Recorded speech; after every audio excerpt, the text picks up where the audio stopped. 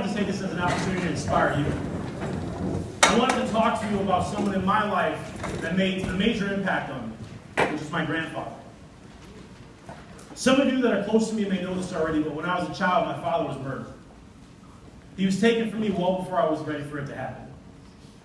My mother, single mom now, 2 kids, myself and my sister, she tried to work as many jobs as possible in order to take care of the 2 of us. We got to a point where economically we just couldn't make it anymore. My grandfather at that point took us in. From the moment I moved in with my grandfather, he treated me as a son. He instilled in me his moral beliefs. Things like how to stand tall, straight, manners, the ability to have a zero tolerance for not using terms like please and thank you, and most importantly, addressing my elders with things like sir and ma'am. I can say without a shadow of a doubt that if it wasn't for my grandfather, I wouldn't be addressing you guys today.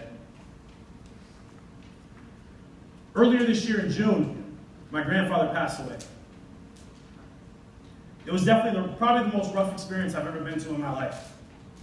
The person that I counted on to provide me with this guidance was no longer here.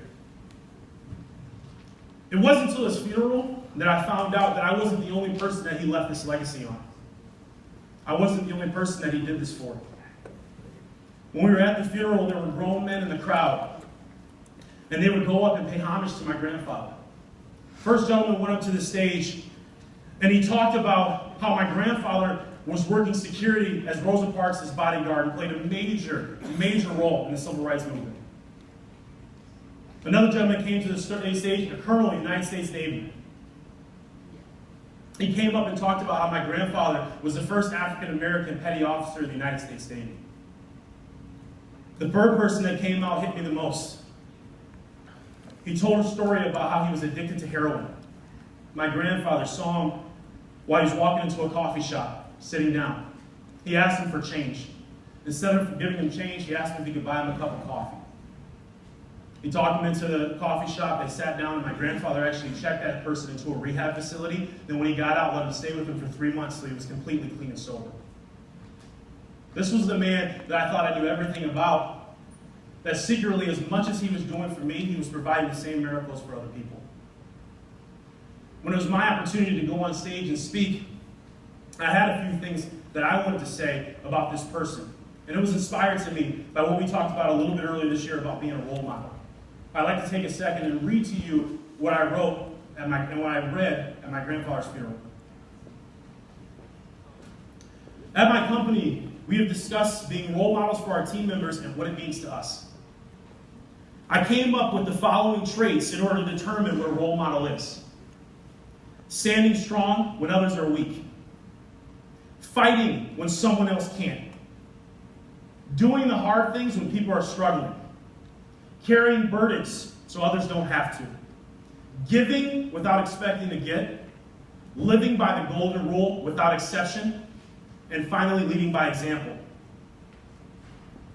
As I thought through these attributes, I realized that only one person inspired this vision, and it was my grandfather, Fred Burton. He is my role model, my hero, and my best friend. He believed in me when I made it extremely tough to do. He carried me when I fell to my lowest points. And he gave to me in ways I'll never be able to give back. He is my inspiration.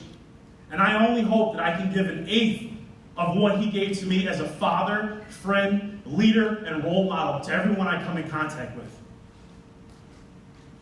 I miss my hero. But I need to understand that he is not only in my words, but most importantly in my actions that I do on a day-to-day basis. My only hope is that one day I can inspire someone and as many people as he did for me. I love you, Dad.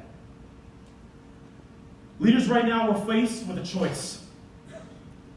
We can choose to impact production, or we can choose to impact lives. Our bankers are counting on us. We need to care for our bankers, to love for our bankers, to provide for our bankers, to execute for our bankers, to dream for our bankers, to carry our bankers, and to pick them up when they need us most. We need to provide legacies for our bankers so that when we're not around, this is how they talk about us. We need to leave in the actions and the footprints that my grandfather has placed before me. We need to all be my grandfather. It's important for us to understand our responsibility. Our responsibility as leaders to not only love through our words, but most importantly, to love and care through our actions. There's something I want you guys to do for me right now. I'd like every single person to take out a pen and paper.